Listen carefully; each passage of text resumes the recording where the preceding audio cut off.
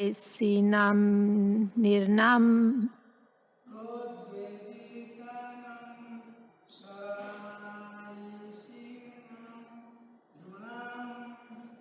Api Angri Mule Patitasya Me Vibhu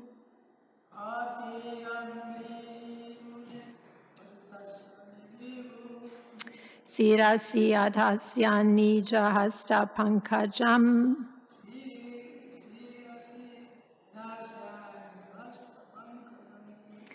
Datapayam Kala Bhujangaram Hasa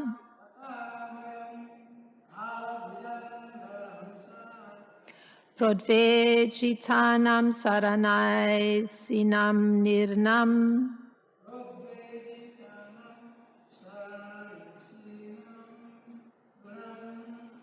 Api Angri Mule Patitasya Me Vibhu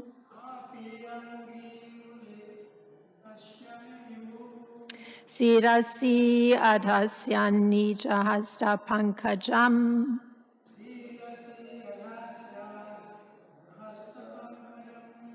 Tatapayam Kala Bhujangaram Hasa Prodvejitanam Saranai Sinam Nirnam.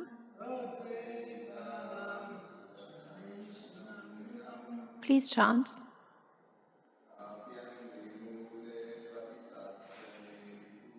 Api Angri Mule Patitasya Me Vibhu Sirasi Adhasya Nijasta Pankajam Tatapayam Kala Bhujangaram Hasa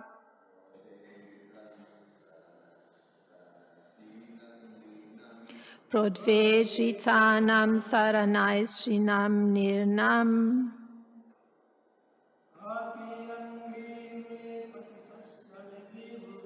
Api Angri Mule Patitasya Me Vibhu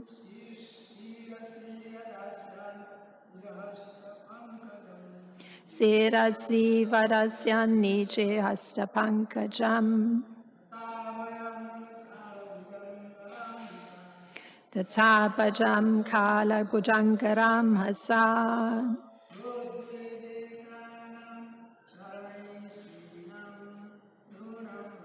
Prodvejitanam Saranai Shinam Nirnam. And the word for word. Api, furthermore. Angri, of his feet.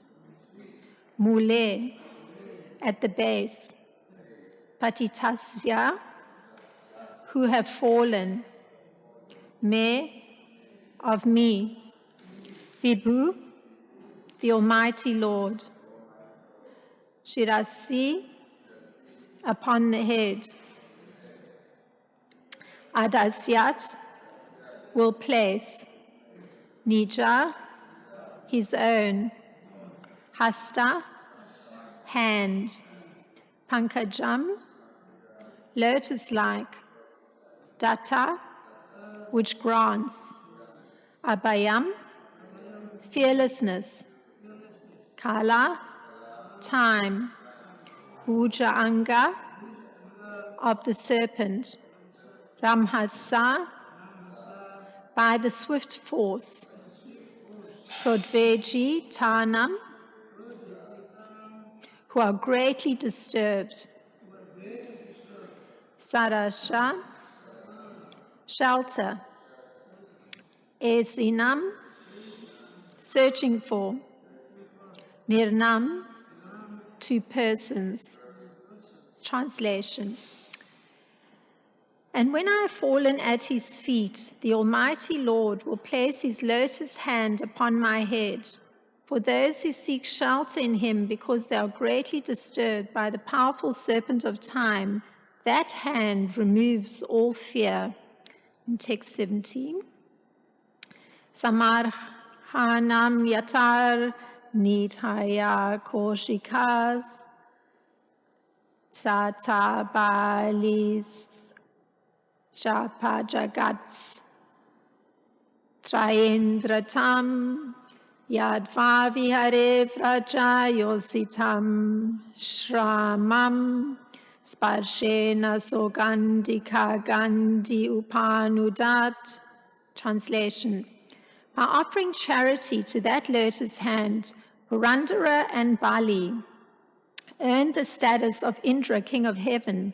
And during the pleasure pastimes of the rasa dance, when the Lord wiped away the gopis' perspiration and removed their fatigue, the touch of their faces made that hand as fragrant as a sweet flower.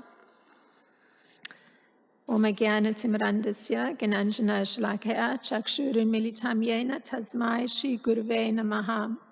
Shri Chaitanya Manopistam Stapitam Yena Bhutale Swayam Rupa Gadamayam Dadati Swapadantikam Vandeham Shri Guru Shri Yuta Padakamalam Shri Guru Vaishnavamscha Shri Rupam Sagrajatam Sahagana Raghunatam Vitam Sajivam Sadvaitam Savadutam Parijana Saitam Krishna Chaitanya Devam Shri Radha Krishna Padan Sahagana Lalita Shri Vishakha Vitamscha. Hey Krishna Karuna Sindhu Dina Bando Jagatpate Gopesha Gopika Kanta Radha Kanta Namostute Tapta Kanchana Gorangi Radhe Vrindavaneshwari Vrishabhanu Sute Devi Pranamami Hari Priye Panchakalpatarubhyascha Kripa Sindhubhya Vacha Patitanam Pavanebhyo Vaishnebhyo Namo Namaha.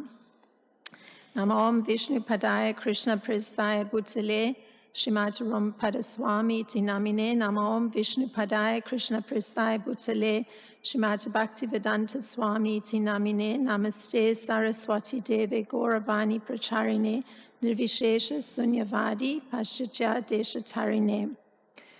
Jai Shri Krishna Chaitanya Prabhu Nityananda Shri Advaita Gadadhar Shivasadi Gaura Bhaktivrinda. Hare Krishna Krishna Krishna Hare Hare Hare Rama Rama Rama Hare Hare.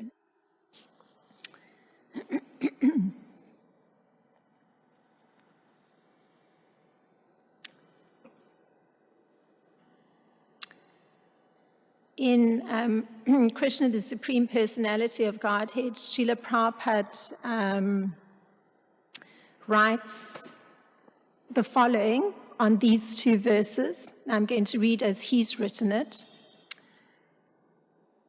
When I bow down before Lord Krishna in this way, certainly he will place his fearless lotus hand on my head. His hand is offered to all conditioned souls who take shelter under his lotus feet.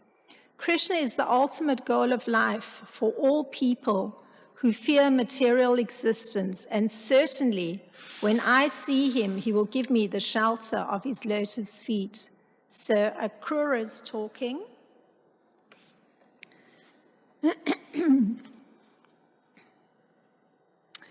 And the main thought on Akrura's part is the following.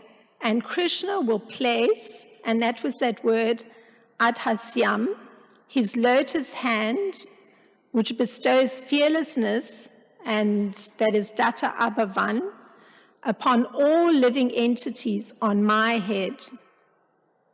So this is Srila Vishwanath Chakravarti Thakur's commentary in Sarita Darshini. Thus, Lord Krishna will do so, meaning place his hand upon Akrura's head, as per the generalization made by Srila Prabhupada. Srila Prabhupada says that this hand is offered to all conditioned souls who take shelter under his lotus feet. And this generalization is very interesting in that in Bhakti Rasamrita Sindhu, Srila Rupa Goswami states that it is now correctly and practically established that devotional service is not restricted to a particular class of men. meaning it's offered to all conditioned souls. And in Bhakti Rasamrita Sindhu, there's mentioned that there was a time, historically, when the descendants of Lord Nityananda, they claimed that the practice and spreading of devotional service belonged only to a particular priestly class. But it was Srila Bhaktisiddhanta Saraswati Thakur who completely smashed this idea. And so practically anyone can become a Gaudiya Vaishnava from any part of the world or any part of the universe. So explicitly stated by Srila Rupa Goswami and reinforced later by Srila Bhaktisiddhanta Saraswati Thakur. Now Srila Rupa Goswami specifically mentions that every man has the birthright to accept devotional service and to become Krishna conscious. And he quotes from Padma Purana. So this idea is not just coming from the 15th century, the time of Lord Chaitanya, but from Padma Purana, there's a Vashishta telling King Dilipa, this is what he says to the king, "My dear king, everyone has the right to execute devotional service, just as he has the right to take bath in the month of Magha," meaning December or January. So it's, I guess there's the implication that devotional service has a cleansing quality in the same way that a bath has, but one has a right to cleanse the body and one has a right to take to devotional service, irrespective of one's place of origin. So the particular characteristic of a Vaishnava, particularly one who's gone through this cleansing process, is that of being situated in a transcendental position. And that person in that transcendental position has got the highest qualification possible in this material world. So we generally are accustomed to thinking of qualifications in terms of education. So generally when somebody has a doctorate in a particular area of study, this is viewed as a very high qualification in that particular field. But actually, the highest qualification in this material world that's possible is that a person has come to a way of being, a way of functioning in all their words, their actions, their thinking, that's in a way of goodness. So the mode of goodness is actually the highest qualification one can attain in this world. It's the highest achievement. So that person who may have the scholastic achievement, it may not be a reflection on the person's way of thinking, the person's actions, or their general way of being, their habits. So actually the highest qualification is having a whole way of being that's in goodness. And this is actually that qualification for having Krishna's lotus hand upon one's head. Just being in a way of goodness. And this way of goodness, or having a way of being that's in goodness, means that there's a certain view that one has of the world.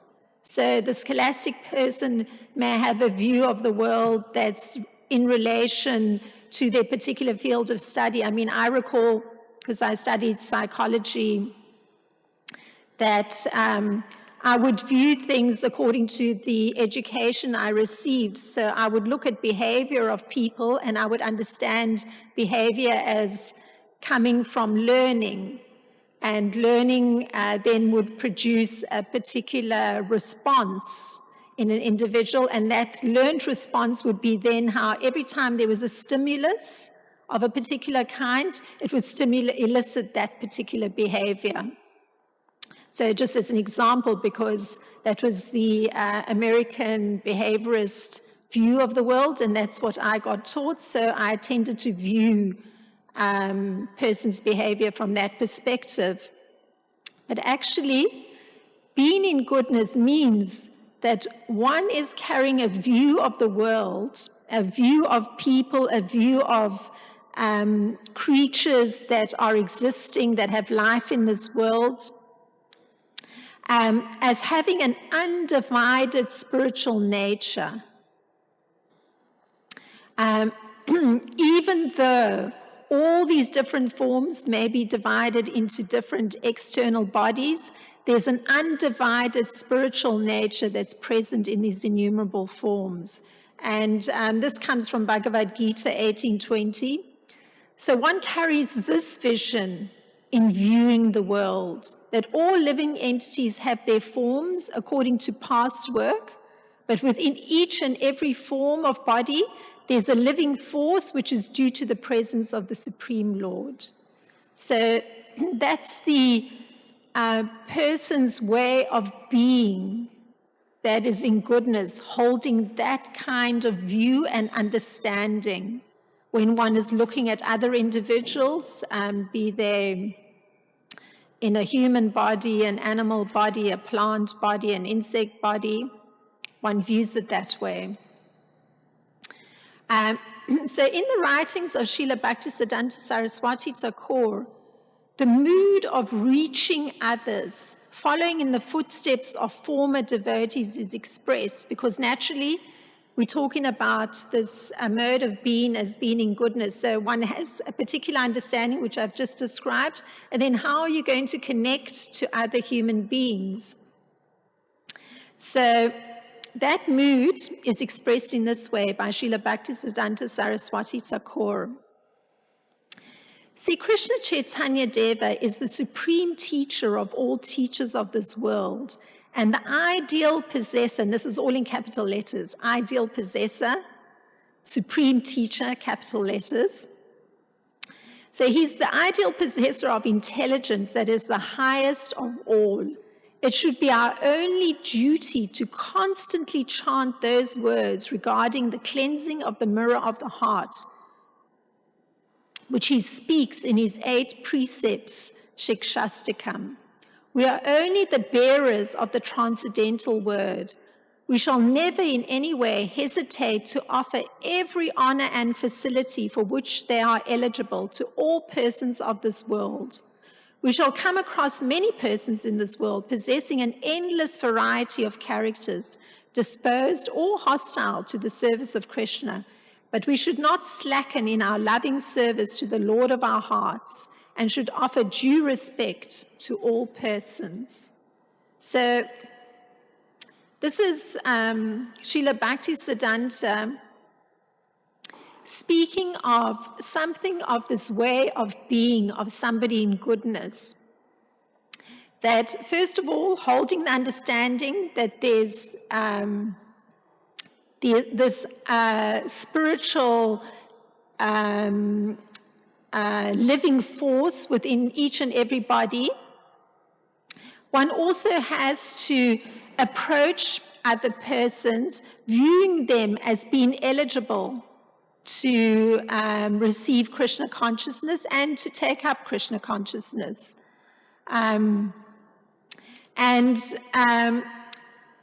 Irrespective of the different characters, irrespective of whether they're hostile, whether they're disposed to Krishna consciousness, our approach to them should be that we are approaching them in a mood of loving service to Lord Chaitanya.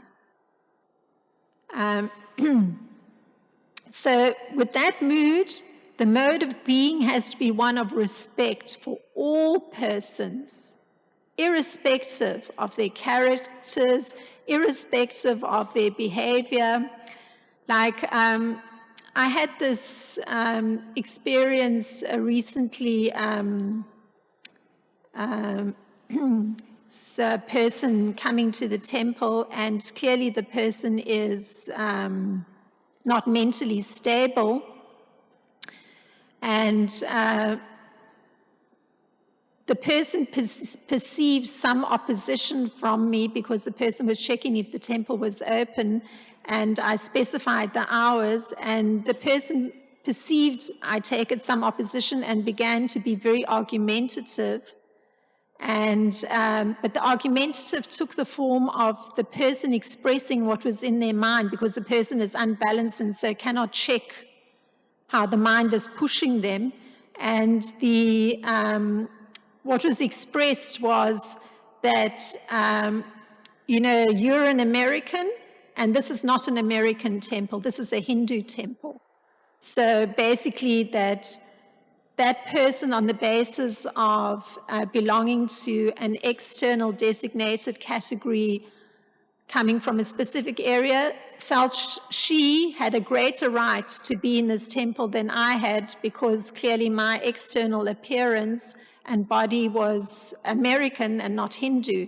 So, and the person got more insulting as time went on, because the mind is unbalanced and she couldn't check it. So the insults proceeded quite voraciously. So this is completely contrary to the teachings of our Lord Chaitanya. And as I mentioned earlier, even the persons who kind of adopted that, and perhaps they had more right because they were descendants of Lord Nityananda, claiming that they were the sort of sole bearers of the teaching of Vaishnavism, even that idea was smashed sometime later, some centuries later, by Srila Bhaktisiddhanta Saraswati Thakur. So it was interesting, because a devotee who was present in the temple at that time said to the lady, no, because she told him the same thing after she'd verbally expressed whatever was uppermost in her mind. A devotee said to her, no, the Hindu temple is somewhere over there. This is a Hare Krishna temple. And I was laughing, because it was a simple thing to say to somebody, but it's actually a very profound teaching. So,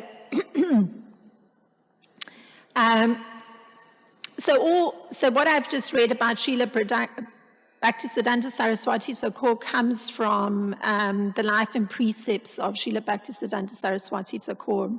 We should not slacken in our loving service to the Lord of our hearts, and should offer due respect to all persons.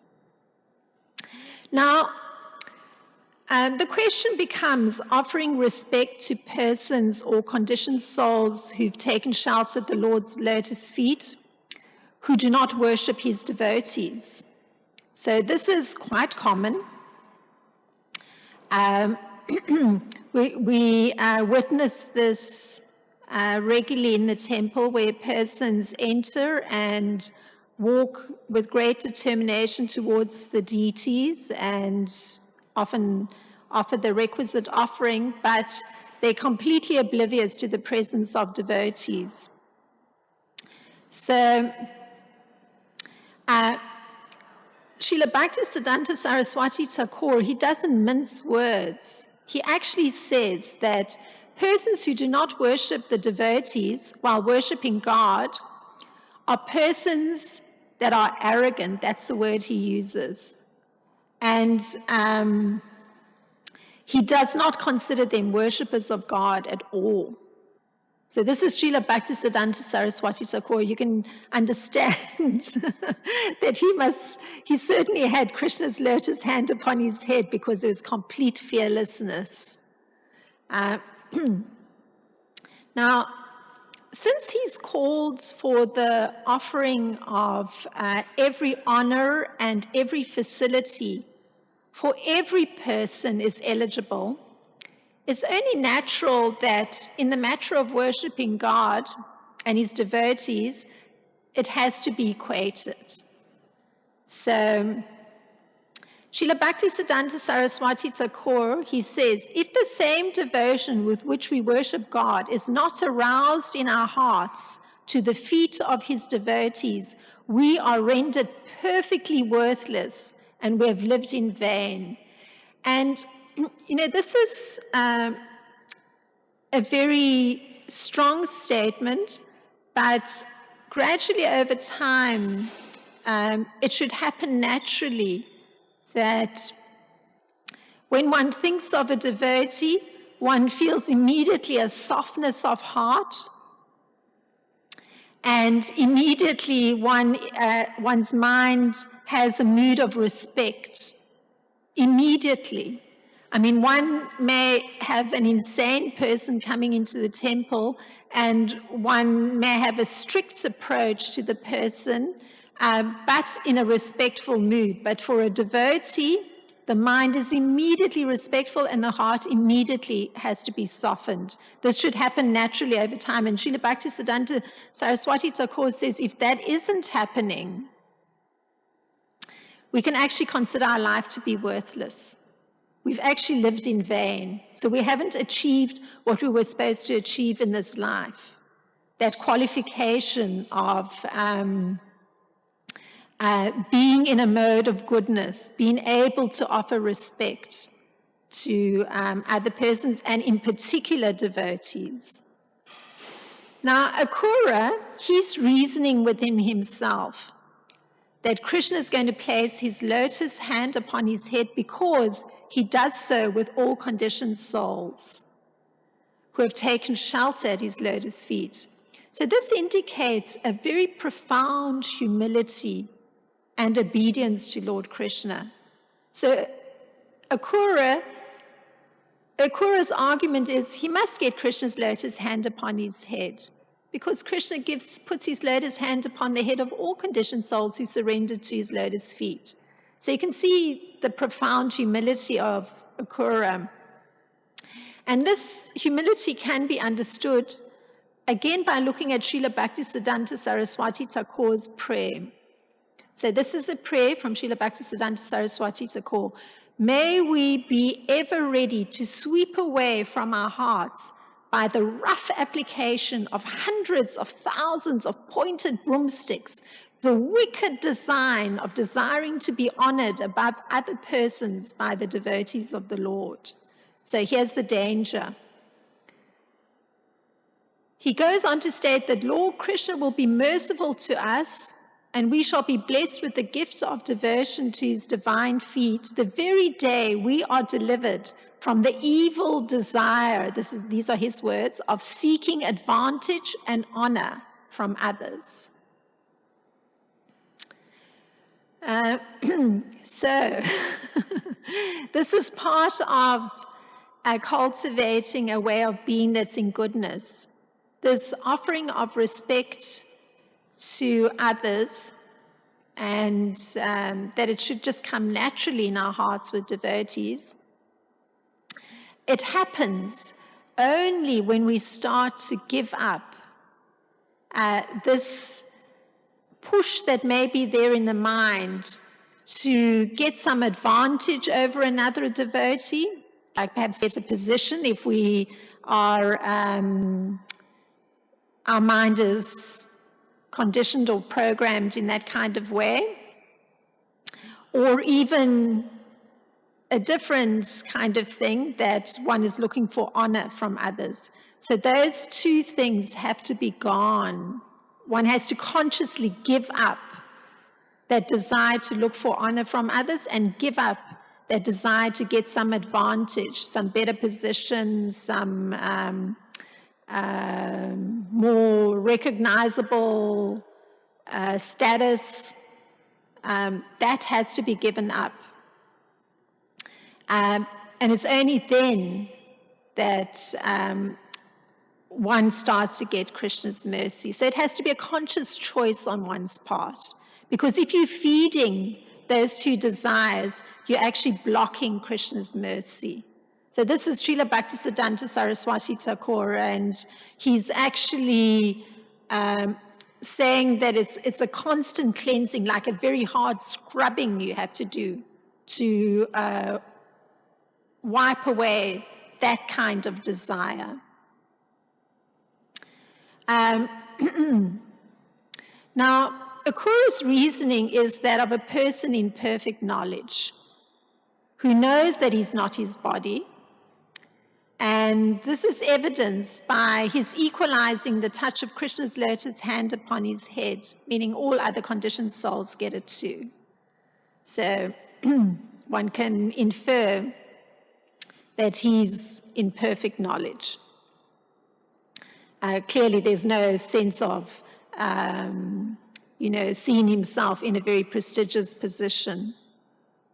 So the qualification in devotional life is not the same as in material life, where you're receiving in material life, the higher your qualification, the greater the recognition.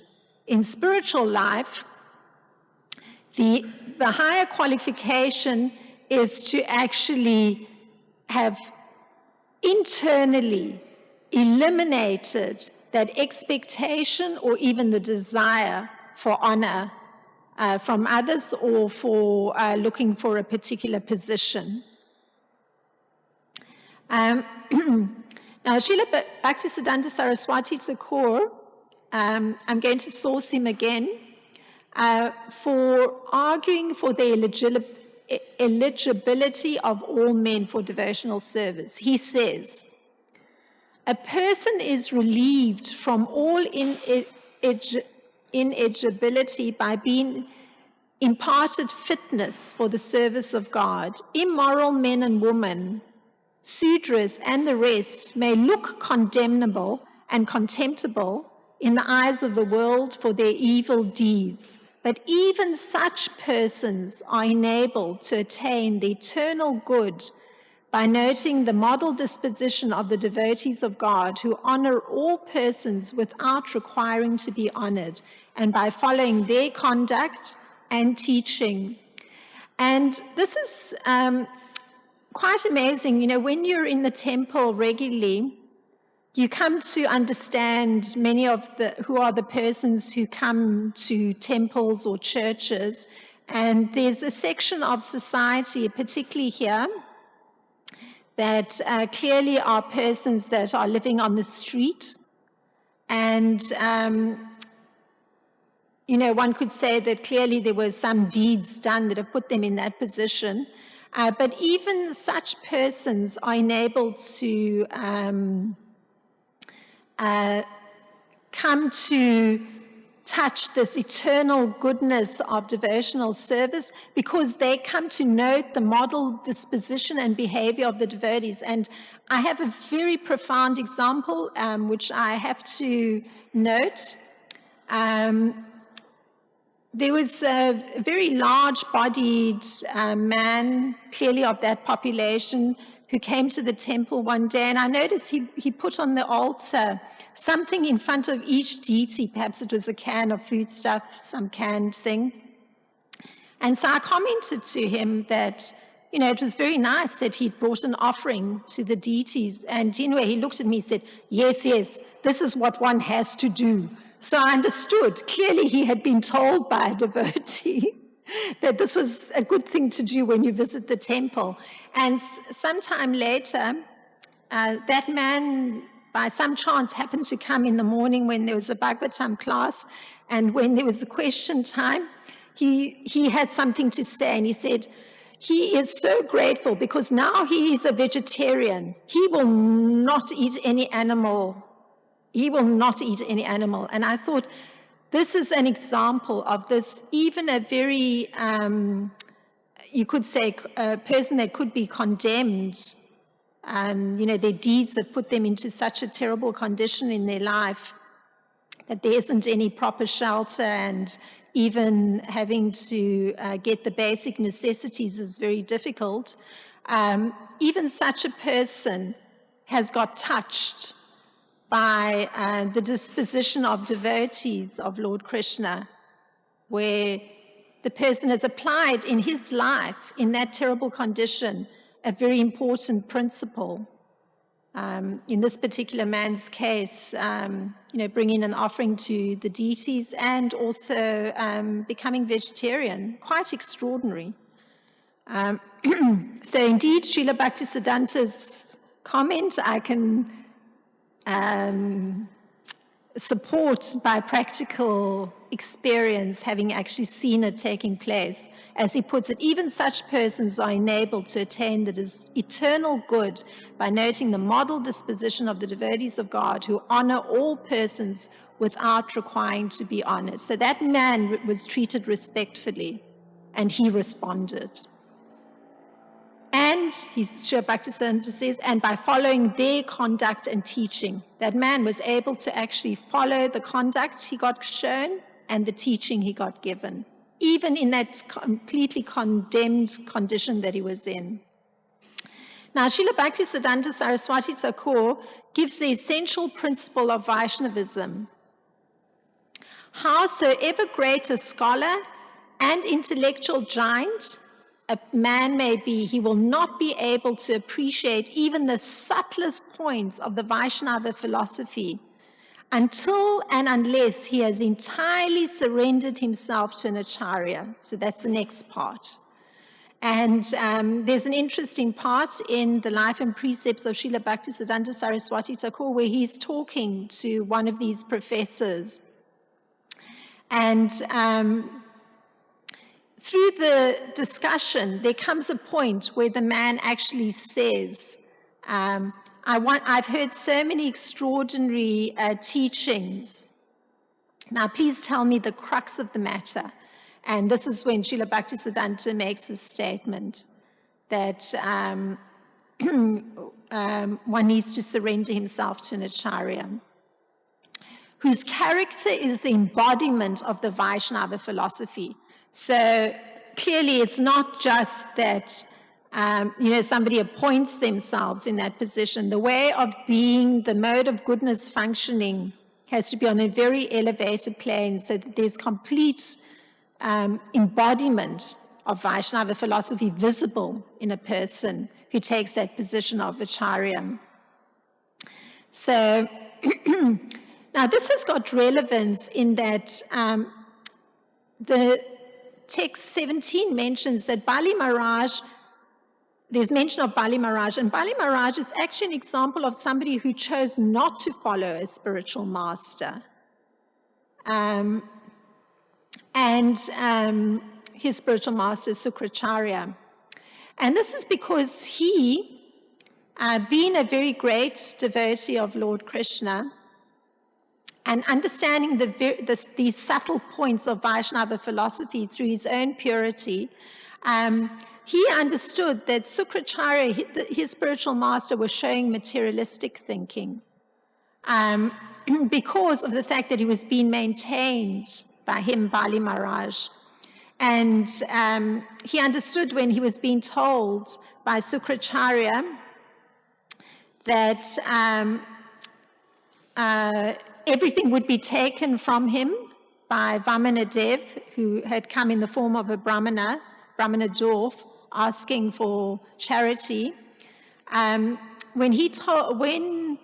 Sukracharya told Bali Maharaj not to give the charity, he was thinking of his own position.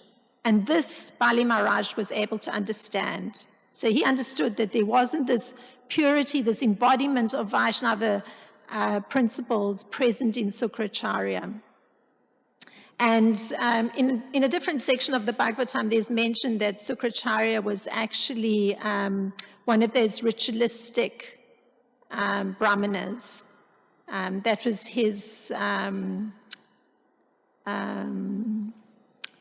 means of worship. So he wasn't necessarily in the Vaishnava line.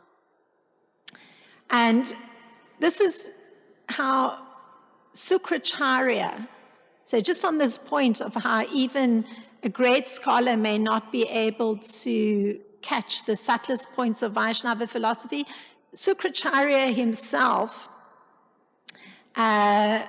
with his ritualistic worship, he tried to dissuade Bali Maharaj, a great devotee, completely attuned to the subtle points of Vaishnava philosophy, by telling him that he should withdraw his promise that he would give in charity to Vamanadev. So this is what Sukracharya says to Bali Maharaj.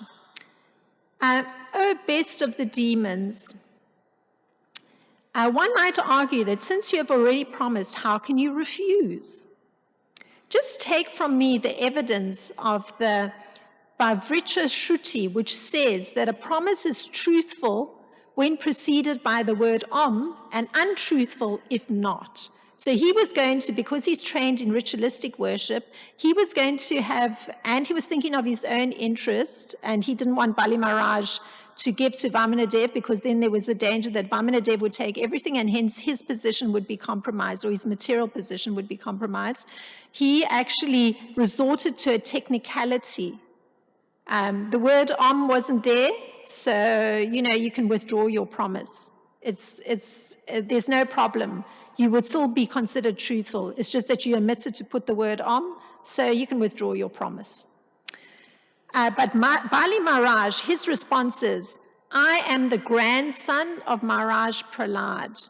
How can I withdraw my promise because of greed for money when I've already said that I will give this land? How can I behave like an ordinary cheater, especially towards a Brahmana? So that's from the 8th canto of Srimad Bhagavatam in the 20th chapter. He says, I do not fear hell, poverty, an ocean of distress, fall down from my position, or even death itself, as much as I fear cheating a Brahmana. So that was Bali Maharaj. So the way of being is in goodness. His mind is already trained. His actions have to be in accord with his belief system. He's considering his connection to the disciplic succession, and hence he is not prepared to actually go back on a promise, because, and especially taking the advice of his spiritual master, who wasn't a Vaishnava and who was calling really for cheating a Brahmana. So he was not prepared to do that. And he says, O best of the Brahmanas, certainly the great demoniac kings who were never reluctant to fight enjoyed this world, but in due course of time, everything they had was taken away except their reputation, by which they continue to exist. In other words, one should try to achieve a good reputation instead of anything else. So that was the conclusion of a very great Vaishnava, Bali Maharaj, of what was the important factor here, that reputation would be completely ruined were he to follow the advice of his ritualistic worshipping spiritual master Sukracharya.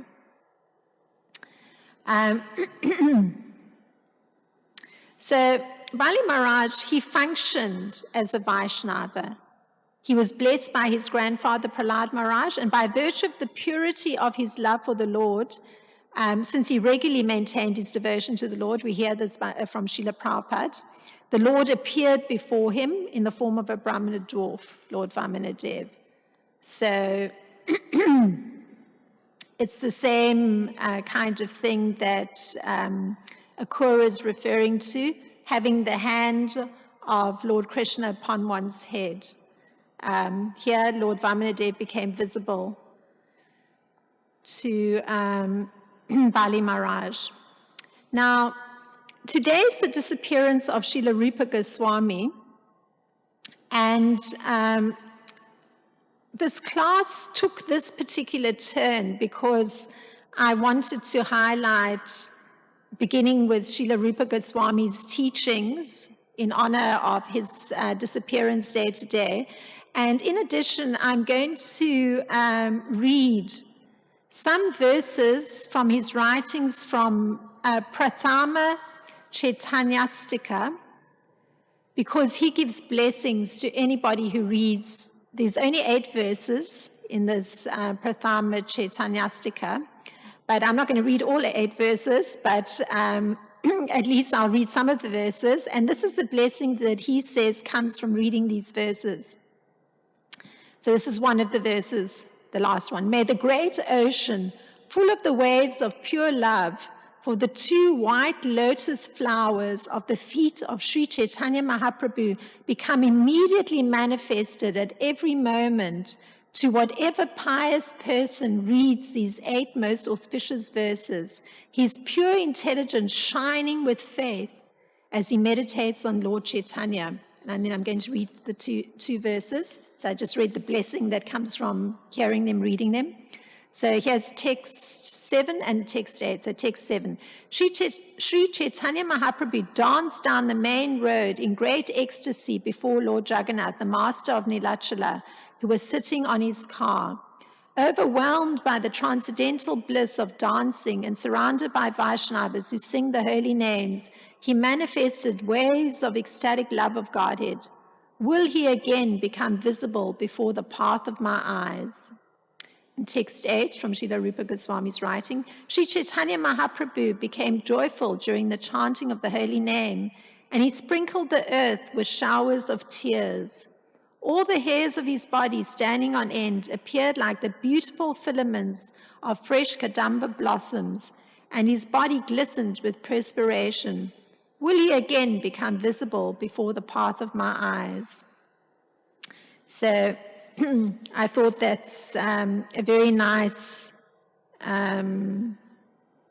ending for this particular class, since the whole focus is on cultivating this way of being that's in goodness and coming to this, carrying this mood of respect and honor for all persons, and having that respect and honor become naturally awakened in the presence of devotees. And just hearing Lord Chaitanya Mahaprabhu's particular mood is, I would say, part of that mood that Akura has, where he spent some time talking about, his eyes getting to see Lord Krishna, and now he's moving to having Lord Krishna place his lotus hand upon his head. And these prayers of Srila Rupa Goswami somehow just put in perspective the kind of softened heart that Akura has, as does Srila Rupa Goswami. So if there's any thoughts or comments, or for a little discussion on this topic. Hare Krishna. Thank you, Krishnarcana. Just before the question, just to keep the tradition, can you read the purport for text number 17? Yes. Thank you very much. I'm so sorry that I forgot that. The Puranas called the lotus found in the Manasa Sarovar lake Asogandhika. Lord Krishna's lotus hand acquired the fragrance of this flower by coming in contact with the beautiful faces of the gopis. This specific incident, which occurred during the Rasa Leela, is described in the 33rd chapter of the 10th canto. So further comment on Krishna's lotus hand. I was just thinking, it's wonderful that you base your class a lot on the teachings of Srila Bhaktisiddhanta Saraswati, and it's very strong and very powerful. Specifically, I got how Srila Bhaktisiddhanta expresses that if this natural respect and honor towards devotees doesn't arise immediately in one's heart, might as well, just like, your life is in vain. You haven't been able to achieve. So it's all in vain, which is very strong. It's a particular way of expressing to shake us, which is important. Krishna, on the other hand, we can bring the Bhagavad-Gita when he says that every little endeavor one makes in the path of devotion is never lost. There's never loss and diminution on that. So it's, but I think the way it hits me is that Srila Bhaktisiddhanta tells us, you can be complacent, actually. That this is very important principle. So he says it on that end, but he also says on the other end, to the person who may not be receiving honor, that you should not be expecting. You also read that part. One cannot have that expectation that one is honored or even respected like that. So it's in both sides of the aisle that one have to be careful. And sometimes devotees are placed in a position that in order to perform a service to the spiritual master, one may have to deal with devotees in such a way that curtails or it may interrupt or may be an obstacle of what another devotee is doing, and it may seem, it may create an unhappiness. So it's a difficult situation sometimes, and obviously you can comment on that. I guess the thing of depending on what's in your heart, because you can carry out a particular task, but if you do it with respect, then you're protected like that, right? So. Yes, that's a very interesting point that you brought up, that in performing service to one's spiritual master, one may come into direct conflict with somebody else performing service, and then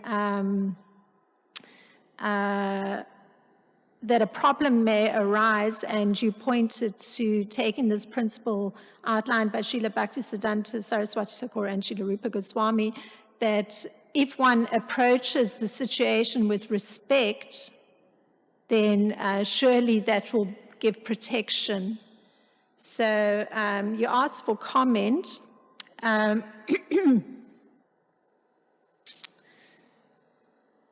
Yeah. This is part of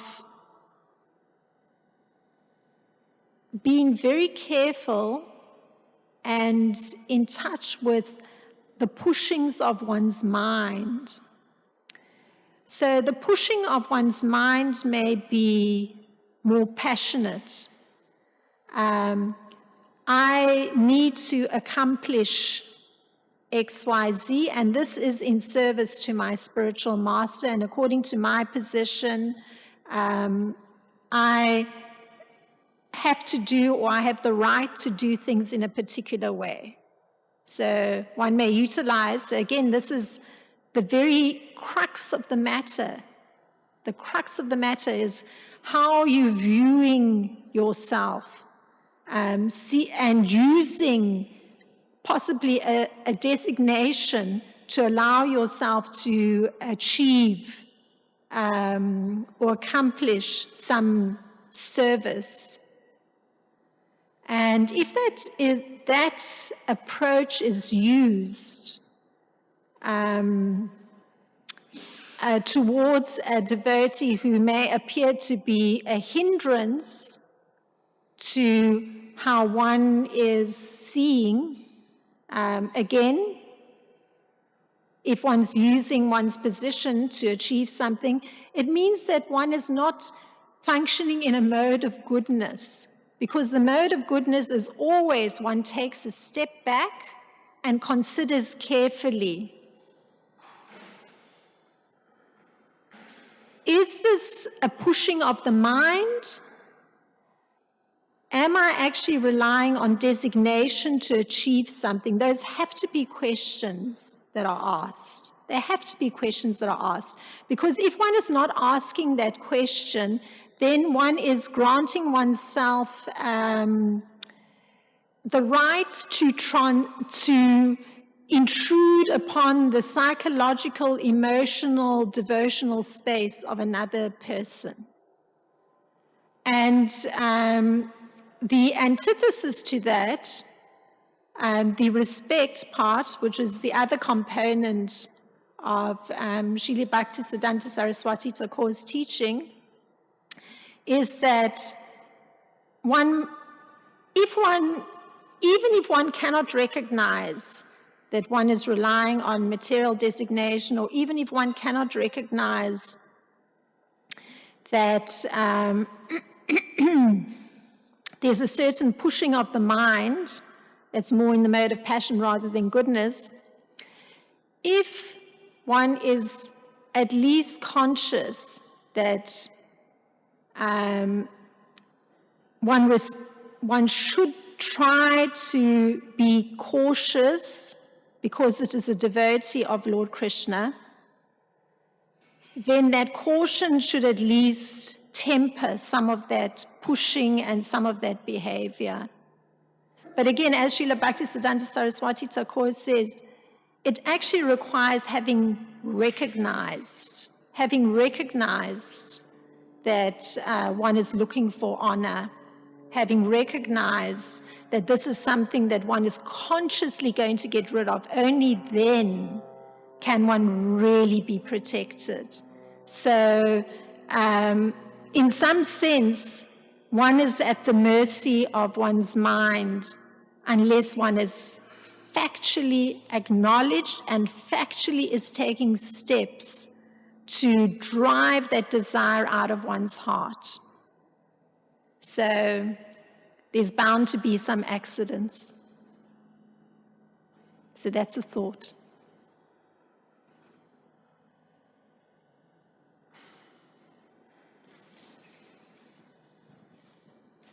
Hare Krishna. Thank you, Mataji. Nice. Very nicely explained. It says on lotus hand, Akrura, when bows down, he'll be touched by the lotus hand of the Lord and he'll be blessed, and time won't affect him. So, we can see the deities. Prabhupada is totally absorbed, holding hands, 1.8, both hands up, and in ecstatic mode. Jagannath is totally ecstatic. And Krishna is playing his flute. And we see Radharani say, "Don't worry, I'm here to take care." So nothing to worry. We are under protection. And also Prabhupada says, time we cannot buy. Time is very valuable in West. So we should not waste our moment in spiritual life also. It can come back. And there are 5 factors in Bhagavad-Gita: Ishvara, Prakriti, Karma, Kala, and time. So one has to understand this, all these 5 things. So how you explain it? How do I explain the connection between the different moods of the deities and the spiritual master in terms of what they're indicating by the position of the lotus hands in relation to some of the message of Bhagavad-Gita in terms of time and material nature? Okay.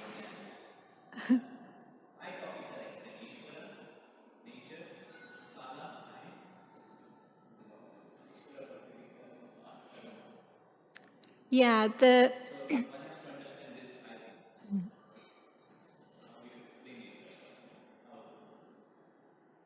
So that understanding is very much interconnected with having this way of being that's in goodness. One has to unequivocally accept that there's a supreme controller, and that supreme controller is worshipable. So that has to be fundamentally there. And then that part of that worship of the Supreme Lord in his flute playing or form, very delicate and beautiful, has to do with having that form become fixed in the mind. And for that, at least according to this particular section that I've been covering today, for that to take place, there has to be an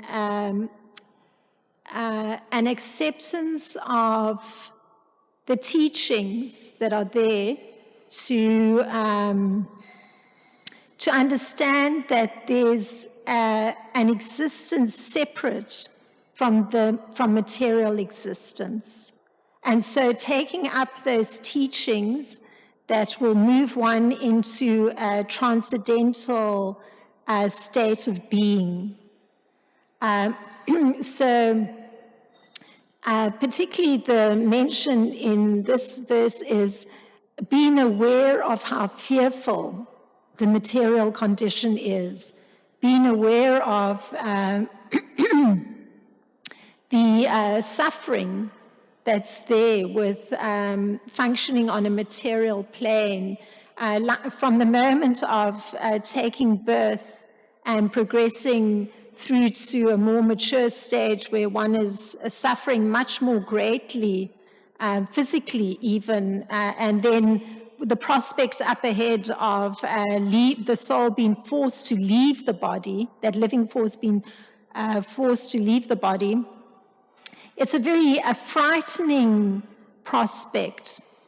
The whole path is very frightening unless one has taken shelter of the transcendental teachings of Lord Krishna that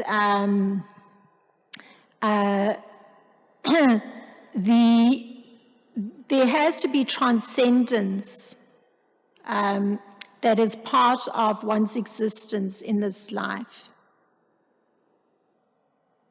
So then one can actually look at the form of Radharani and feel one's heart pacified, that actually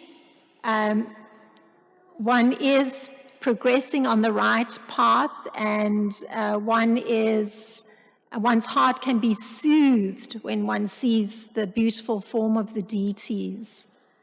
Because in contrast to the struggle, as Srila Prabhupada constantly says, the struggle for material existence or immaterial existence, that is somehow not prominent anymore. And I guess that is a kind of very broad, trying to gel what the 2 points you brought up. And you may have some thought of something specific that you had in mind when you asked the question, but this is just because you've brought up a very broad topic. So I've just tried to synthesize it into an understandable 2-facet response. Thank you. Hare Krishna. Thank you for your class.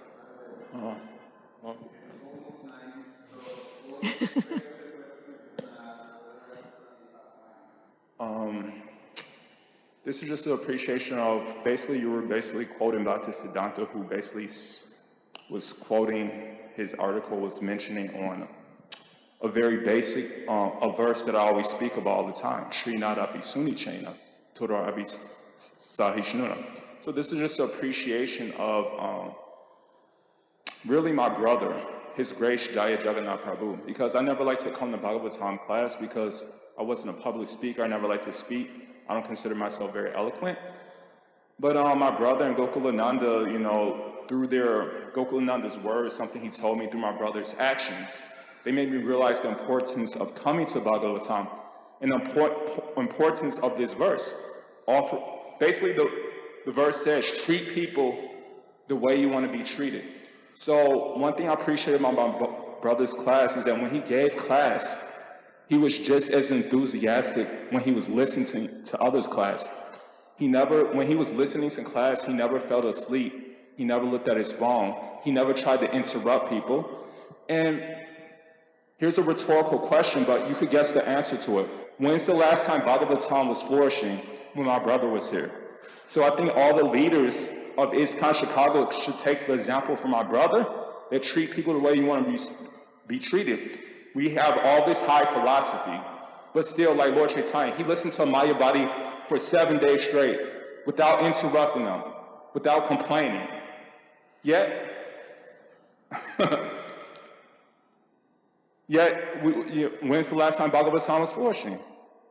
So we should take an example. Of course, external results doesn't indicate bhakti, but at the same time, we should be grateful when people do get the results, and we should follow that example. Treat people the way you want to be treated. Thank you. Hare Krishna. Thank you for reinforcing the point and giving an example. Thank you very much, Jai Baladev. Srila Prabhupada ki Jai.